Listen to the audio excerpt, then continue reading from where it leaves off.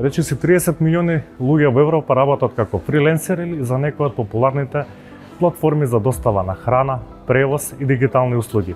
Фриленсерството возможува слобода на избор на работно време и место, но од друга страна, овие работници се надвор од социјалното, пензиското и здравственото осигурување. Постојат во Македонија повеќе иницијативи кои што поддржуваат регулирање на некаков работен статус, кој што може да им се понуди на фриленсерите и активно се вклучени државни институции во тој процес. Фриленсерите во Македонија нормално дека почнуваат да работат или одговараат на некакви услуги кои што се бараат од нив, без да бидат свесни како понатаму ќе се регулира нивниот статус, а отпосле осознаваат дека ги немаат истите бенефиции како сите вработени.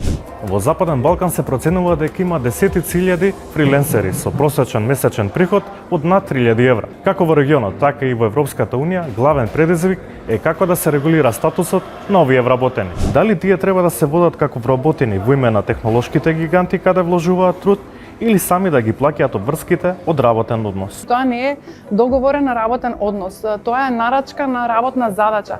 И тука, кога се дава услуга и се работи за своја сметка, за свој прилив, не вработуваме други лица, немаме организација, многу е јасно дека станува збор за фриленсинг. Регулирањето на тој однос не мора да биде преку договор за вработување и точно во тоа се состои тој јаз во кој што ние треба сега да дефинираме каков ќе биде договорот. Дигиталните платформи се како глобални пазари кои што во еден момент наплаќаат провизија за донесениот клиент и не обезбедуваат валиден договор за девизен прилив. Фриленсерите имаат голем потенцијал за висока заработка, но без доволна финансиска едукација може да се соочат со многу ризици. Во овој момент фриленсерите учат едни од други. Значи нема едно гласило кое што ги информира како треба да се однесуваат и кој е нивниот долг и обврска према државата. Јас тука би го спомнала ночниот морал што секој од нас треба да го има и треба да функционира во услови кога да речам инспекцијата не може да стигне до сите најситни сфери на приливите кои што физичките лица ги остваруваат во државата. Традиционалното вработување и чекање 40 години до пензија се повеќе се концепти од минатото.